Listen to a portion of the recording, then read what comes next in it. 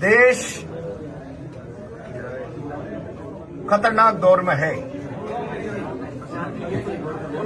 आम आदमी के अधिकारों पर डाका डाला जा रहा है।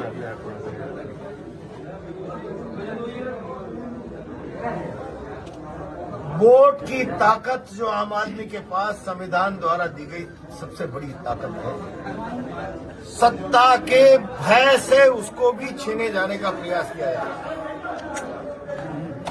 और इसके लिए पुलिस प्रशासन सारी की सारी शासन तंत्र की प्रशासनिक मशीनरी का उपयोग करना, मैं बहुत जिम्मेदारी से कह रहा हूं कि अगर वोटिंग का अधिकार, उसकी ताकत लोगों के हाथ में नहीं बची तो भारत में संविधान का कोई मूल्य नहीं बचेगा। महत्वपूर्ण मुद्दा है। दूसरा, राजस्थान में चारों तरफ अराजकता है, अव्यवस्था है, विकास नाम की कोई चीज नहीं है। राजस्थान त्रायमाम कर रहा है, सरकार बेखबर है। पूरा राजस्थान अतिवृष्टि से पीड़ित है। खासतौर से कोटा और बूंदी जिले के कई गांवों में तो करोड़ों रुपए का नुकसान। और भारतीय जनता पार्टी की सरकार के प्रतिनिधि लोगों के बीच में जाकर फोटो खिंचाने के अलावा अब तक कोई राहत प्रदान नहीं कर पाए। और मौजूदा आपदा राहत के प्रावधान ऊंट के मुंह में जीरो के बराबर है। ये प्राकृतिक आपदा की भरपाई नहीं कर सकते। लोगों का तबाह हो गया, परिवार जीवन तबाह हो गया। हमने मांग की है सरकार नुकसान की भरपाई के लिए स्पेशल पैकेज की घोषणा करे। अकेले निमोदा गांव में प्राकृतिक आपदा से ज्यादा मानवीय त्रुटि, एक ठेकेदार को जो भाजपा का कार्यकर्ता है तालाब की मछली का इलीगल ठेका देके जाल लगाने का उसको परमिशन दे दी, अवैधानिक। उसका परिणाम ये हुआ कि अगर तालाब दिन की जगह रात को टूटता तो 150 लोगों की कैजुअलिटी होती है। सारे गांव में देखते देखते चंद पलों में आदमी डूबे, इतना पानी आ गया। दिन का समय था, जान माल तो जान बचा ली, माल नहीं बचा पाए। लोगों के लहसुन, गेहूं, धनिया, चना, सारा गांव सड़ रहा है। जानवर बंधे के बंधे रह गए। कौन जिम्मेदार है इन हालातों का? और इन हालातों में जब राम रूठ जाए तो राज से जनता अपेक्षा करती है। राज नोटंकी कर रहा है, मजाक कर रहा है। इसलिए जब तक स्पेशल पैकेज जारी नहीं करते लोगों को राहत मिल नहीं सकती। स्मार्ट मीटरिंग के नाम पर पूरे देश की बिजली व्यवस्था को निजीकरण की तरफ धकेलने का प्रयास हो रहा है।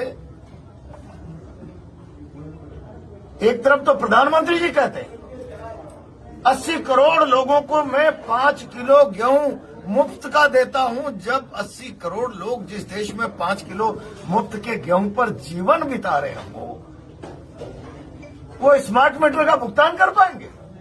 और स्मार्ट मीटर का मतलब प्रीपेड व्यवस्था की तरफ कदम बढ़ाना।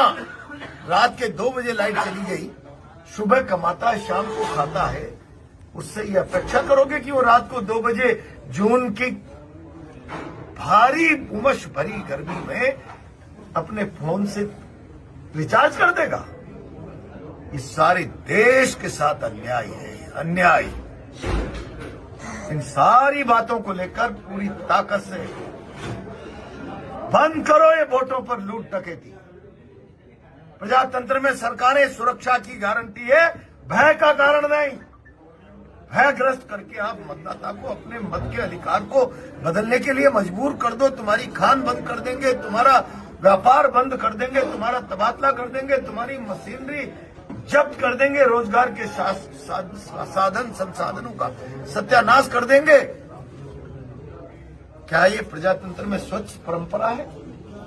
क्या ये वोटों के अधिकार की ताकत जो संविधान देता है, इसके अलावा जनता के हाथ में अपनी शक्ति प्रदर्शित करने का कोई दूसरा हथियार नहीं है? उस पर भी डाका डाल दो। कहां ले जाना चाहते हैं देश को? और देश किसी सरकार की मर्जी से नहीं, संविधान की मर्जी से चलता है। और संवैधानिक प्रावधानों पर सीधा सीधा खंजर चलाना मैं समझता हूं लोकतंत्र की हत्या है, संविधान की हत्या है। कांग्रेस पार्टी इसे बर्दाश्त नहीं कर सकती। राहुल जी खड़गे जी ने पूरे देश में अभियान चला रखा है। 10 तारीख को हमारा भी प्रदर्शन होगा। बंद करो ये संविधान की हत्या, वोटों की लूट डकैती। तो कोटा में कानून व्यवस्था बिल्कुल खराब हो चुकी है, लोगों की सुनवाई नहीं हो रही है। कैसे कानून व्यवस्था चलेगी?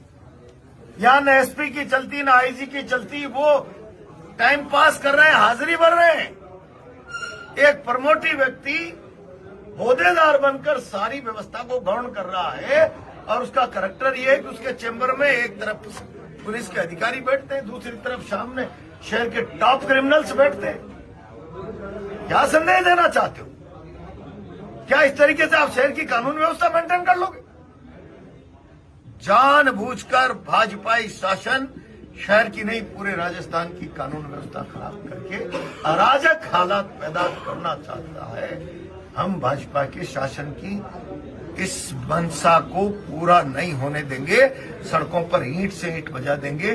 10 तारीख प्रातः 11 बजे किशोर सागर तालाब से जुलूस प्रारंभ होगा, कलेक्ट्रेट तक जाएगा। आप मानना, स्टेट नहीं दिल्ली की सरकार के कानून के पर्दे फाड़ देगा हमारा। कितने लोग शामिल होने की संभावना है? अब ये तो 10 तारीख को आप अंदाजा लगा के बताना कितने लोग आए हैं, आपको अंदाजा लग जाएगा। ये राजनीतिक दल का प्रदर्शन नहीं, पीड़ित जनता की भागीदारी जब बनेगी ना, भागीदारी तब लगेगा। अत्याचारों की तस्वीर है ये प्रदर्शन दिल्ली और प्रदेश की। इतने लोग आने वाले हैं। मुद्दा बता तो दिया, सारे मुद्दे बता दिए। कौन शामिल होने की? अभी हमने प्रदेश अध्यक्ष जी को, नेता प्रतिपक्ष को कहा है। विधानसभा चल रही है, नेता प्रतिपक्ष शायद आवे नहीं। प्रदेश अध्यक्ष जी और किन किन लोगों को आना है, जिला संगठन ने प्रदेश संगठन को लिख दिया है। प्रदेश संगठन अपने हिसाब से